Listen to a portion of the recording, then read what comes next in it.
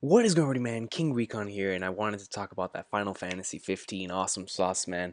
But before I get into that, I'm just going to say that I listened to you guys, and last night, me and my friend Trey and my friend Chris, we watched the greatness of Kingsglaive, man. What an awesome film, yo. King Regis, the realest in the game, ladies and gentlemen. From the moment that they had that standoff, and oh my god, bro, and that scene and how their weapons just pointed directly at each other from then up until the end of the film. It was absolutely insane. Oh my gosh, the final battle that continued on. This thing, the DC, that took over that entire thing, dude. I was like, yo. I mean, the film looked beautiful. I remember telling Trey this. I said, if this is the future of animated films, then this is absolutely amazing. The English dub was phenomenal. Great choices for a lot of them. Yoko Shimura delivered on what an amazing soundtrack, and man, I loved it. It was just Kingsglaive was awesome sauce and truly made me so hyped to play the game. I remember even Trey said it's like if I had the game I wouldn't go to school tomorrow, and Christopher pretty much agreed with that statement, saying that he needs the game right now. So it was truly awesome. Or at least I am glad that I waited to watch the film before I played the game, so that way I would be super pumped, super hyped, and right after that, got on that Final Fantasy Awesome Sauce. Now I started the game a bit earlier in the day because I came home from work a bit early, so I played for about an hour, and then I went to class, came back, and watched a movie, and then I played for a little bit, and then I woke up today and continued playing. Man, and, oh, dude, it's just I've been loving it so much, and it's the miscellaneous things that I've really been enjoying. Like for example, I dressed up Noctis or his a royal raiment, I think it's called. It reminds me a lot of the Shinsengumi uniform, but I love how it boosted his attributes so much, and I was like, all right, let's do this. So I just dressed him up like that, and yeah, I've had a lot of fun customizing with the party members. The dialogue between these four individuals really. It doesn't come off as forced, it actually comes off as natural, and they have a natural connection with each other, and natural story built between them that will give them or this back and forth. They bicker back and forth, but they're also good pals at the end of the day, and it's a very, very good four-man team. And I'm really happy that I watched the anime beforehand so I could know the backstories of each of these individuals, and it just added so much more to the entire experience. But just starting off with what happened in chapter, I think I'm in. I don't know if I'm halfway through chapter two because I'm not sure, but I just finished the second tomb in chapter two. I got the Sword of the Wise and the Axe of the Conqueror, both beast names, man. These royal arms are insane. When I saw the how much damage the Axe of the Conqueror could do, I said, wait, 500. I thought the Sword of the Wise was axed. Because I went in there and there was this level 12 that showed up in the tomb, and man, we annihilated that thing. I think that's the footage that I'm gonna decide to show here whenever I upload the video. But man, dude, I mean, I was just in the Sword of the Wise there, right? Then I got the Axe of the Conqueror, and when I saw the damage on that, and now I'm going to assume I'm going to continue collecting these royal arms. Now I'm curious on whether these royal arms are just continue to get stronger. I mean, I have to assume because listen, man, I got wrecked. I've died once, and I died whenever I went to go to the first tomb. Whenever I went to go meet up with Core, and I ran into this daemon, and this thing was hacked. I'm talking about it was level 30. It was this ginormous. It was a giant, had a blade the size of freaking Florida, and this thing started swinging around, wiped out half the team in one swing. I was like, what's going on? Then I looked at its level and I said, 30. I'm only a level 7. You know what I mean, guys? And I got destroyed. And I'm like, dude. So then I continued. I would continue fighting, but that thing just it depleted me, it destroyed me, and then I restarted from there. And then I was scared. I was like, damn, do I have to fight this thing again? So then my next plan was to not fight it, but to run away. But it never even showed up. So I was like, dang, man, is this game trying to mess with me? And I actually like that, the fact that in this game, it's like a random type of spawn thing to where the same thing will not, unless it has, of course, it correlates with the actual story, but if you're out there just exploring, the same thing will not pop up twice. And I really, really like that about how real it feels. That, maybe it's because I didn't go at the same time that I did the last time, or that is really the way it is in the game, which really adds to that awesome sauce effect of real time. But still, man, I mean, I've been having a blast with this game, dude.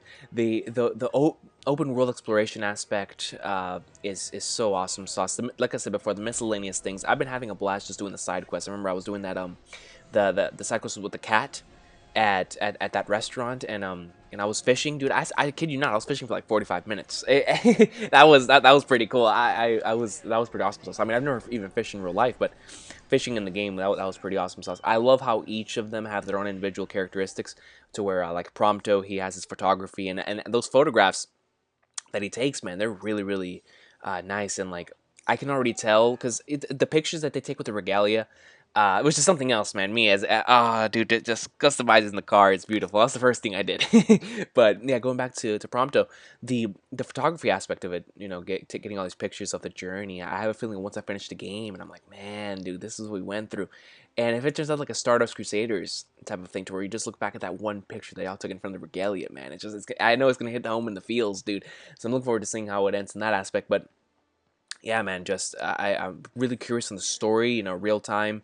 Well, spoiler alert if you haven't if you haven't seen anything from the story, but story wise, at the end of chapter one, we found out, or at least Noctis found out that King Regis was dead, and you know, seeing and that one part where Umbra showed up, and I decided to write down. I went with the first option because I said, you know what, let me tell her I haven't seen her in a while, so I wrote that, and then we get to see Luna again.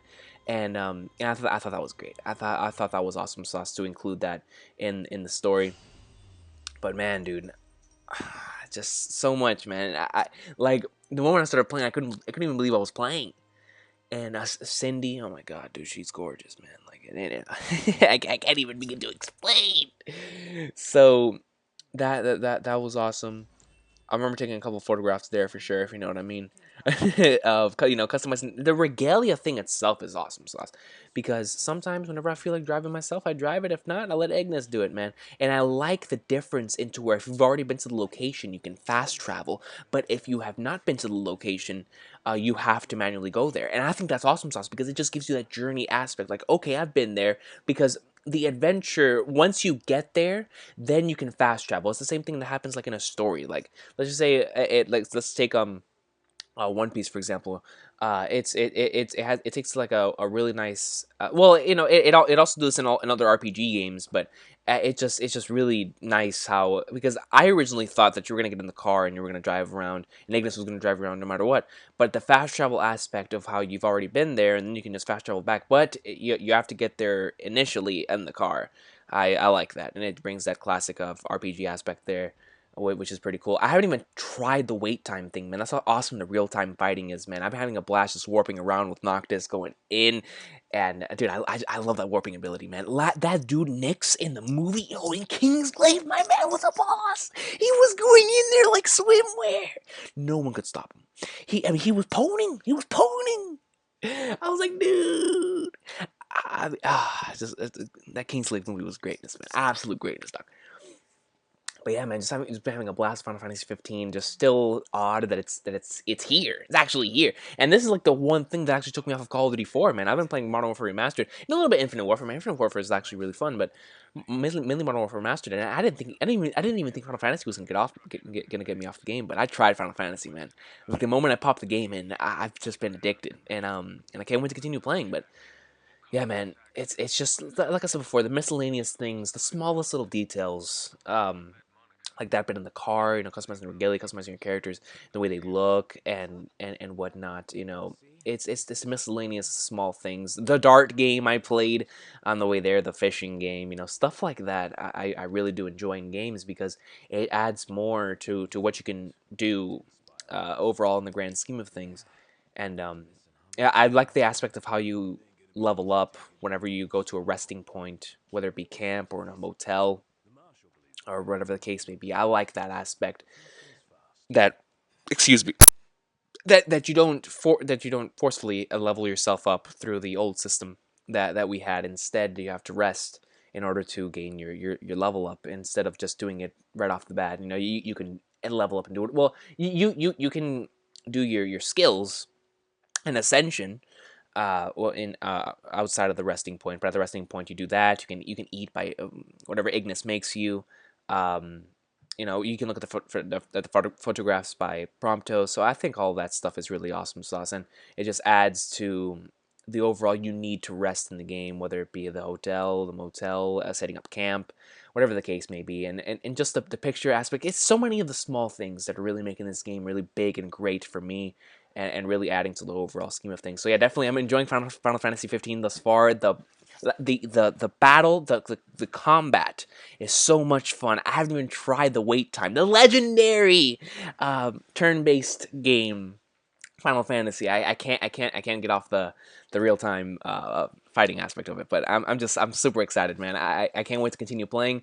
Like I said before, I'm in chapter 2. Can't wait to gain more of these royal arms. Can't wait to continue learning more about the story, because now everything's connected more with Kingsglaive, and now we're moving forward from where Kingsglaive was. So I can't wait to see where it goes. I can't wait to see what's gonna happen, man. It's gonna be awesome sauce. I'm so excited just thinking about it. Oh man, but you guys have an awesome day. If you have already either, well, don't spoil me, but if you're far in the game, or if you're starting off like myself or whatever, well, what are your first impressions on Final Fantasy? What are your thoughts on the game thus far? And are you enjoying it as much as I am, man? Because right now I'm enjoying the hell out of it, dude. I can't wait to go back and continue playing, but get my Hijikata Noctis uniform on and start going into like somewhere, man. The Axe of the Conqueror just has Sword of the Wise and Axe of the Conqueror, man. Just so much B stuff.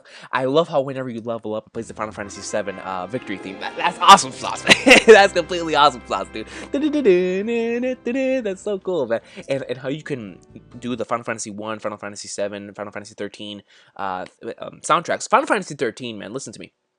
Final Fantasy 13, all three games had a phenomenal soundtrack. I mean, all Final Fantasy games have a really good soundtrack, but Final Fantasy 13, I can listen to that main menu theme Promise for years. Then I can listen to 13.2's freaking My Wish for years.